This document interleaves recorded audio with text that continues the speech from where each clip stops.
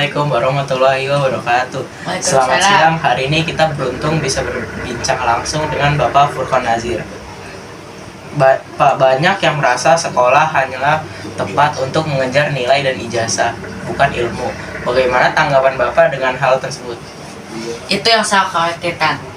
Sebenarnya pendidikan itu sejatinya adalah tuntunan, dan guru itu tugasnya adalah mensuburkan tempat di tanah-tanah di sekitarnya. Nah, habis itu murid-muridnya itu ibarat benih padi yang dipaksa untuk tumbuh menjadi jagung. Karena kan gak bisa kan, jadi kita gak bisa maksa murid-murid tuh jadi apa yang kita mau. Jadi itu tuh tergantung mereka sendiri. Jadi kita gak bisa maksa-maksain juga. Tapi sekarang tantangannya berat, Pak. Ada teknologi dan persaingan global yang memaksa anak harus serba bisa. Apakah konsep merdeka belajar tetap relevan saat ini? Justru sangat relevan. Di masa modern sekarang tuh, di zamannya harus teknologi, anak-anak muda zaman sekarang itu harusnya memiliki sifat kemandirian batin. Dan kalau pendidikan hanya mengajar angka, itu namanya bukan mengajar untuk masa depan, tetapi melatih guru. Berarti intinya teknologi maju tapi hati tetap membumi ya, Pak? Ya, benar. Jadi di depan itu kita memberi sikap teladan, di tengah memberi semangat, dan di belakang memberi dorongan. Dan juga kita harus mengajar anak-anak muda itu dengan kodratnya, kodrat zamannya, yaitu lingkungannya, zaman-zamannya, sama kodrat alam juga. Jadi kita nggak boleh ngajarin dia itu sampai lepas dari jiwa dan hatinya. Jadi kita nggak bisa maksa-maksain murid, tergantung dirinya dia suka apa kagak. Habis itu juga kita kalau mau ingin mengajarkan sesuatu itu harus dibawa senang, seperti muridnya, agar dapat lebih memahami.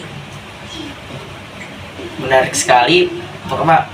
Tadi menyebut Ingarsa Sumtulada. Dengan fisik dan emosional tak nomor satu ya, Pak. Meskipun zaman sekarang sekolah bisa dapat melalui Zoom atau aplikasi. Betul. Sebenarnya pendidikan itu tuh bukan cuman meningkatkan kecerdasan dan mempelajari sesuatu hal yang baru, tetapi kita juga harus memanusiakan manusia. Itu justru adalah salah satu unsur penting dari proses pembelajaran atau pendidikan. Banyak orang tua sekarang yang memaksakan anaknya masuk jurusan tertentu karena dianggap masa depan cerah. Padahal si anak minatnya di seni atau sosial. Ini kembali ke soal benih jagung yang tadi ya, Pak. Benar. Jadi nanti kalau sangat sering sekali kita ini sering menjadi petani yang rakus. Kita menanam padi, tapi maksa dia berubah untuk menjadi sesuatu hal yang lain. Dan itu seperti kita juga menghasilkan anak-anak yang kita paksa untuk menjadi apa yang kita mau. Kita nggak bisa paksain itu semua. Jadi itu tergantung keinginan mereka. Mereka itu bisanya tumbuhnya di mana dan kayak bagaimana. Bukan orang tuanya yang harus memilih semuanya. Itu tuh jalan hidup mereka sendiri. Jadi orang tua boleh membantu dan mendidik dan mengarahkan ke jalan yang benar. Tapi kalau soal memilih jalan hidup itu urusan mereka sendiri. Lalu apa pesan Bapak untuk para orang tua dan pendidik yang sedang mendengarkan podcast ini agar tidak terjebak dalam ambisi pribadi? Ingatlah semboyan ketiga saya, Tut Uri Handayani. Di belakang kita harus memberi dorongan. Jangan di depan terus sambil menarik paksa, tapi di belakang. Kita nggak bisa kayak membiarkan anak kita tuh kayak ngelakuinnya itu semuanya sendiri. Kita juga harus ada kontribusi dalam kehidupannya. Kalau dia hidupnya sendiri, mandiri terus, dia nanti mungkin bisa susah bergaul. Jadi dia nanti akan sulit mendapatkan informasi,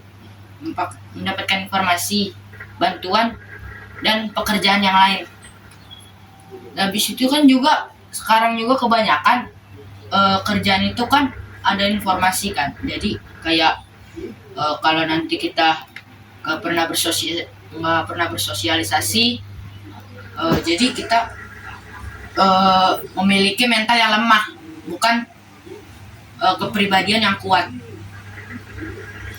Filosofi yang sudah berusia puluhan tahun tapi rasanya seperti tamparan keras buat kita yang hidup di tahun 2026 ini.